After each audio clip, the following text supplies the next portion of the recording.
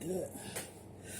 What's up? Welcome, folks. It's your man, Magnificent Black Man, here with the little unboxing. Went ahead and turned in that good old PlayStation 4 Pro and picked up this next-gen controller, the Dualsense. Sony PlayStation Dualsense with the haptic feedbacks and all that good shit. Yeah, man, let's get to the unboxing, man. I'm super excited, man. Tomorrow morning, I will be picking up my PlayStation 5. The GameStop cashier or employee advised me that, you know, I'm good for tomorrow, man. So whoever has the pre-order is set. They won't be having, this particular location won't be having any additional PlayStation 5s, which is unfortunate. But good luck to anybody who's still looking for a pre-order. I'm just working on trying my best to get through this. From seeing other boxes, it's pretty. The box is pretty weak, but just cut this up without damaging the box too much. It's almost like they want you to damage the box. It's weird. I haven't seen any clean unboxings at all. Like, all of them are like damaged boxes. I even got a little nick on it myself. It was just a box at the end of the day, but that's pretty good. Yeah. All right, real simple, man. You know, I know it's not too much inside the boxes at all. All right, let's get this box out the way. It's the standard environmentally friendly packaging Sony's going with this generation. Real simple, you know, recycled cardboard type deal going on. Inside, you just have the controller itself. Let's do this really quick. We have the instruction manual, I believe. Nothing else inside the box, just keeping it real simple. No cord, the USB-C. USB-Cs are like pretty much standard these days, so I have a few of them lying around the house. Probably be worth picking up one if you don't have an extra one. The PlayStation 5 will come with one, but if you want to maybe get a stand, they offer the stands that you can put your PlayStation Dualsenses on if you have multiple of them.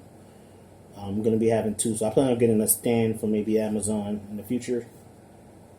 So this is just a simple instruction manual. Warnings, it tells you about radio waves and magnets and medical devices and how the DualShock may affect that. So anyone who's working with like serious equipment, like powerful equipment that sends like radio waves and such, you probably want to read through this.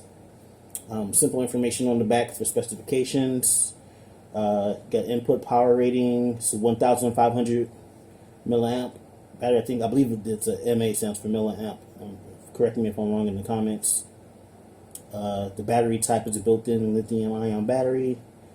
Blah blah blah. 3.65 volts. You know, standard specifications and such. Let's get to the main star. That simple wrap packaging. Ooh, it feels good so far. I haven't even pulled it out the bag. Wow. Holy shit. You know what? Oh, wow. You know what? When I seen the some of the unboxings, I thought everyone was exaggerating about the feel. This feels way better. It feels natural. It's like it feels the I don't know if I'm using this word in the right context. I think it like feels the contours or even the dips of your hand. It wraps around the hand much better. It's more natural. It's very ergonomic. This is very, oh my god. And I see the gray tint that everyone's talking about. It doesn't really show up on video that well. But this is amazing feeling and looking. Just trying out the triggers right now. They feel really good and nice and smooth. And the button itself, like we're missing the for comparison, I have a PlayStation 4 controller here. They're pretty old and beat up, so I didn't even I didn't bother turning it in. I didn't think GameStop would take them, but for comparison sakes, I have my PlayStation 4 controller. I got a few of them, but we'll just use this one. This is the one with the. So just for comparison sakes, this is the size comparison. Right. All right, the PlayStation 4 controller. Put that here. Just feeling the difference here, man.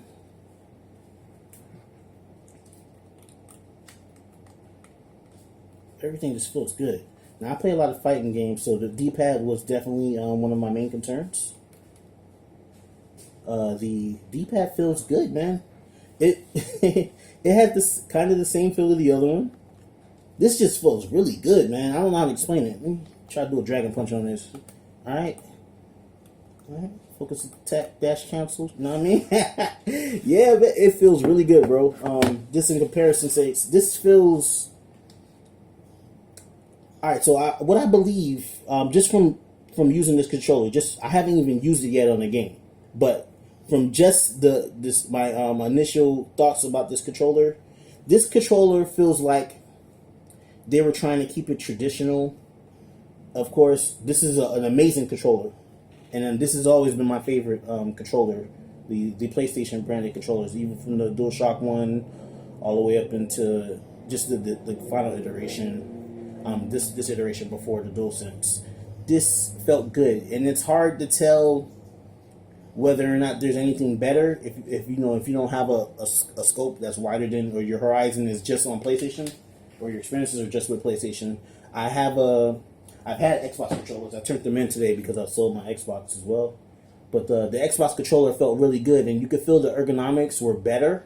I will say the ergonomics on the Xbox controller were better than the DualSense. Because when I would switch between them, I would feel the difference. It felt like the Xbox controller was more built for the hand, and ergonomics were a real play. With this, it just felt like they wanted to keep it traditional. It wasn't a far departure. They did add features onto the controller, of course, to help with gameplay itself, but the ergonomics felt like they were off. These, as you see with the DualShock 4, it has in between the button, it has like a little space here. That has been removed with the DualSense. It's just the buttons itself. It's a real nothing in the middle. It's just a button itself. The actual bumpers are larger. The trigger feels really good, man. It's hard to explain. This has a really good, nice gray tint that doesn't the video won't pick up. It looks pure white here. Let me see. Yeah, what I was getting at, I'm getting a little sidetracked. So yes, this controller, what I was getting at is this just feels like they were trying to keep it traditional with the DualShock 1 and the iterations in between. And just from feeling this is what I feel like. I'm putting my hands on this, and it feels cool because this is what I'm used to. But when I put this in my hand, it just fits in the hand. It feels like it was made for the hand, if that makes any sense at all. Great upgrade. We finally. The main thing that I wanted to get rid of with this generation, USB-C, man. Oh my god. If you like me, man, you run through the mini USB jump offs. These did break off, man. The port itself gets worn out, and it's just horrible, man. You run through cords like crazy. I probably spent like over $100 in cords the generation alone. But USB-Cs, they tend to hold up very well. I'm happy I had a few phones that came with the cord, so I'm set, man. I'm ready. I'm finna. Oh, let me definitely try to power it up. Forgot about that, of course. Comes with a little charge in it. Look at that beautiful blue tint when it powers up, man. Oh, that's sexy. So you can catch it on the video. Sorry, you guys probably couldn't see it, huh? Look at that blue tint. This is a very beautiful controller, man, and the feel is amazing. Nothing on the back, keeping it real simple. You got your controller reset back here. You probably get like a small pin, and you would enter it in that hole there to reset it. Maybe if you're swapping between systems, if you want to sync it. and or you could go the USB-C route and just plug it in. But that's another way to do it. If say if you want to like reset firmware or whatever else, you would plug it, go inside here. The great thing about the new DualSense is Sony's able to send firmware just like the Xbox controller. So if there's any updates that they want to make, maybe change sensitivity, all different types of settings, whatever it is that they want to do to change it, because this is a much more advanced controller than the DualShock 4.